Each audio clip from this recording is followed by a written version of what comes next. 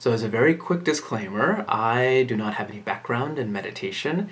This is my first exploration, and what I've been trying to explore is the connection between spirituality and science. And some people may say, look, these two things are not connected, but I kind of feel that science and spirituality are on the same journey, which is to explore truth and beauty.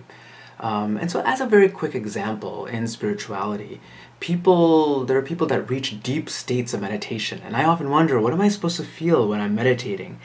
And what some of these people report is feeling a profound sense of connection when they're in this state of mind.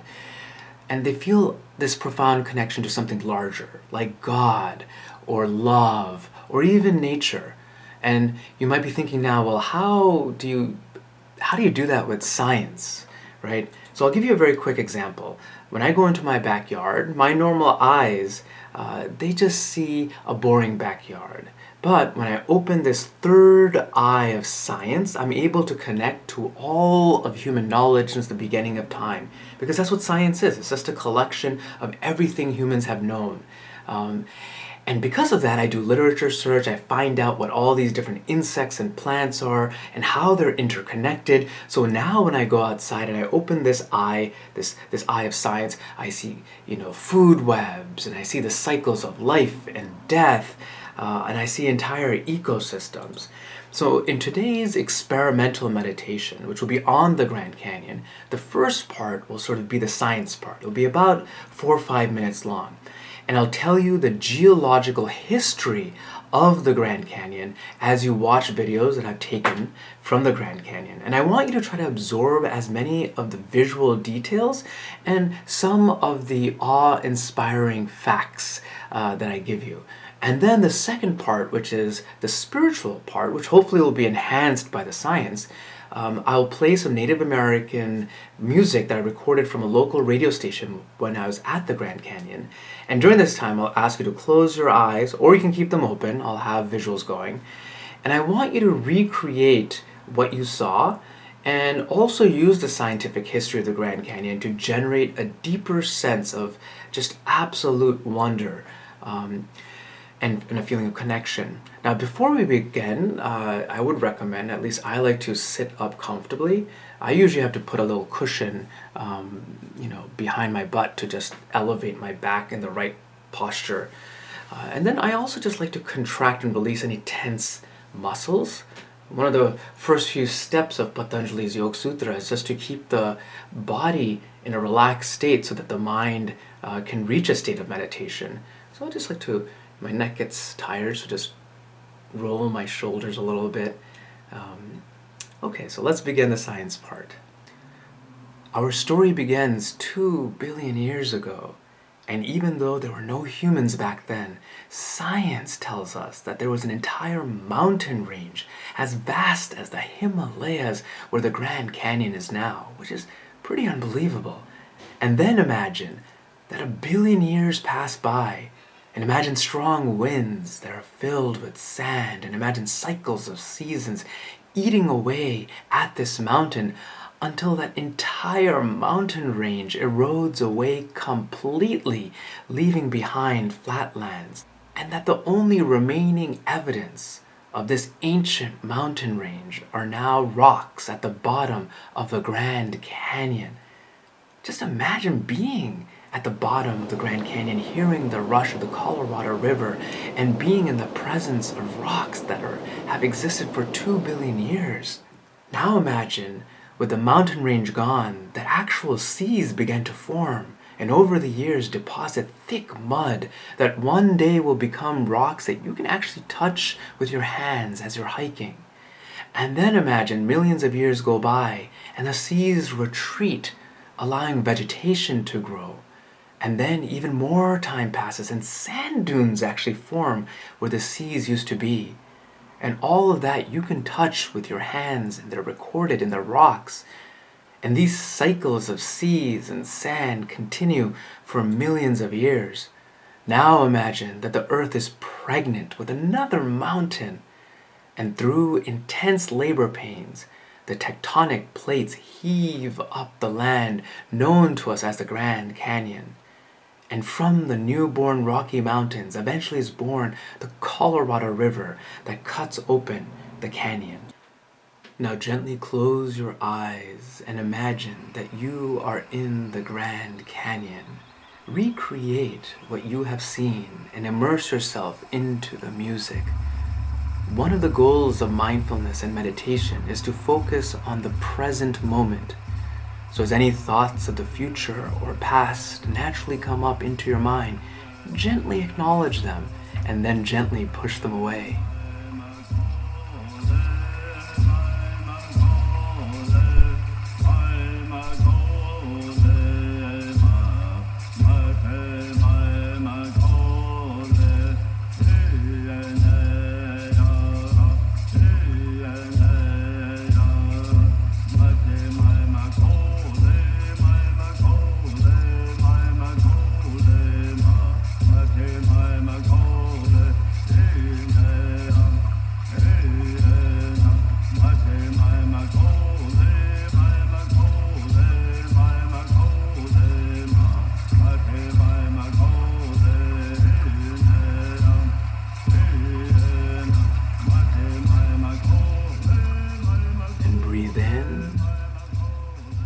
Breathe out. Imagine that your breath is the wind of the Grand Canyon. Focus your mind on your breath. It's okay if thoughts bubble up. With practice, you'll be able to stay longer in the present moment. Focus on your breath.